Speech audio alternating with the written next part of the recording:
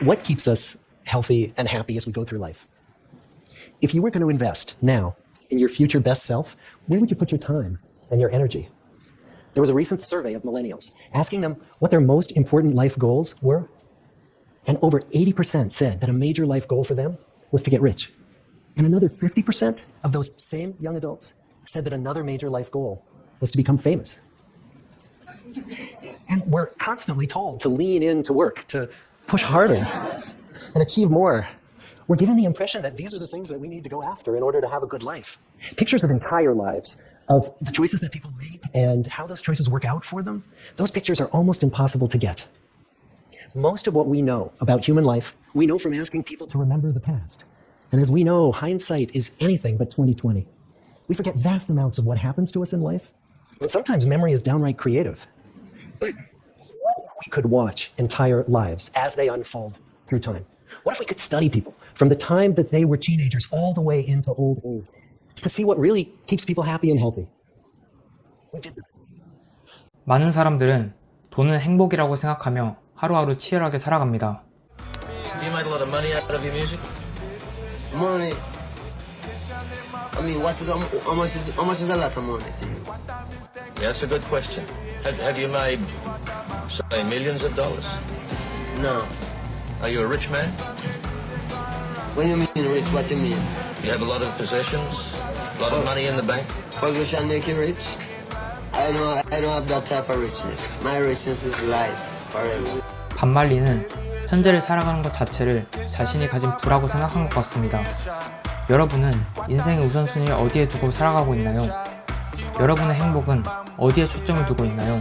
로버트월딩어 하버드대학교 정신과 교수는 하버드대학교 성인발달심리학 디렉터로서 역대 최장기간에 걸친 인생 연구의 4번째 책임자입니다. 그는 75년간 수많은 사람들의 삶을 추적했습니다. 이들 중엔 하버드대 학생도 있었고 보스턴 빈민촌에 사는 사람들도 있었습니다. 그들의 직업과 가정생활, 건강 상태에 관해 기록했죠. 단순 설문지로만 얻어진 결과가 아니라 연구 대상을 직접 찾아가 인터뷰도 하고 그들의 주치의로부터 의료 기록을 받아보기도 하고 그들의 주변인들과 면담도 하며 여러 방면으로 데이터를 모았습니다. 그렇게 얻어진 연구 결과를 우리에게 공유해주고 있습니다. So what have we learned? What are the lessons that come from the tens of thousands of pages of information that we've generated on these lives? Well, the lessons aren't about wealth or fame or working harder and harder. The clearest message that we get from this 75-year study is this: good relationships keep us happier and healthier, period. We've learned 3 big lessons about relationships. The first is that social connections are really good for us and that loneliness kills. It turns out that people who are more socially connected to family, to friends, to community are happier, they're physically healthier, and they live longer than people who are less well connected. And the experience of loneliness turns out to be toxic. People who are more isolated than they want to be from others find that they are less happy, their health declines earlier in midlife, their brain functioning declines sooner, and they live shorter lives than people who are not lonely. And the sad fact is that at any given time, more than 1 in 5 Americans will report that they're lonely. And we know that you can be lonely in a crowd and you can be lonely in a marriage. So the second big lesson that we learned is that it's not just the number of friends you have, and it's not whether or not you're in a committed relationship, but it's the quality of your close relationships that matters.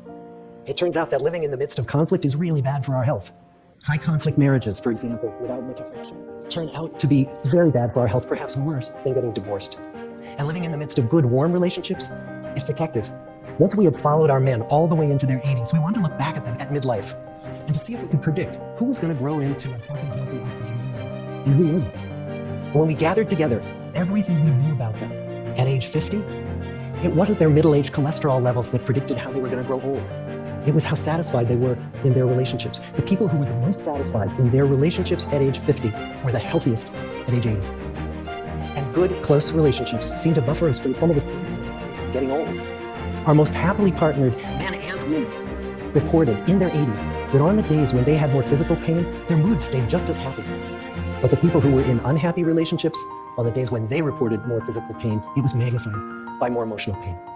And the third big lesson that we learned about relationships and our health is that good relationships don't just protect our bodies, they protect our brain. It turns out that being in a securely attached relationship to another person in your 80s is protective. That the people who are in relationships where they really feel they can count on the other person in times of need, those people's memories stay sharper longer. And the people in relationships where they feel they really can't count on the other one, those are the people who experience earlier memory decline. And those good relationships, they don't have to be smooth all the time. Some of our octogenarian couples could bicker with each other day in and day out, but as long as they felt that they could really count on the other when the going got tough, those arguments didn't take a toll on their memories.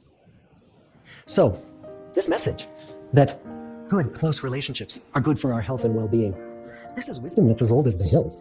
Why is it so hard to get and so easy to ignore? Well, we're human. What we'd really like is a quick fix, something we can get that'll make our lives good and keep them that way. Relationships are messy and they're complicated, and the hard work of tending to family and friends, that's not sexy or glamorous. It's also lifelong. It never ends.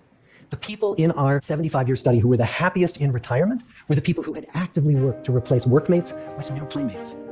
Just like the millennials in that recent survey, many of our men, when they were starting out as young adults, really believed that fame and wealth and high achievement were what they needed to go after to have a good life.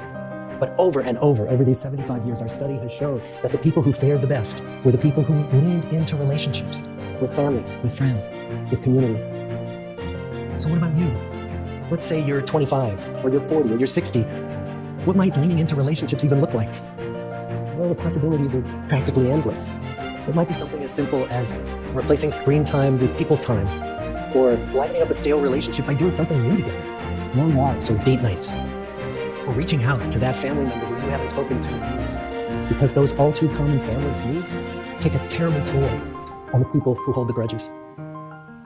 I'd like to close with a quote from Mark Twain. More than a century ago, he was looking back on his life, and he wrote this: "There is a time, so brief is life, for bickerings, apologies, heartburnings, callings to account. There is only time for loving, and but an instant, so to speak, for that. The good life is built with good relationships." Thank you. 마지막으로 아마존 CEO 제프 베조스의 두 가지 생각을 공유하며 마무리해보려고 합니다. 미래에 내가 후회하지 않으려면 어떤 선택을 해야 할까? 80살이 돼서 인생을 되돌아봤을 때 어떻게 해야 후회를 최소로 줄일 수 있을까? 이렇게 매 순간 선택의 연속으로 이루어진 우리의 삶에서 가지고 가야 할 생각이 아닌가 합니다. 후회할 일의 개수를 최소화하는 것. 결국 돈보다 의미를 찾아가는 시점이 생길 것이고, 이때 과감한 선택을 하는 게 삶의 변곡점을 만들 수 있는 길이 아닐까요?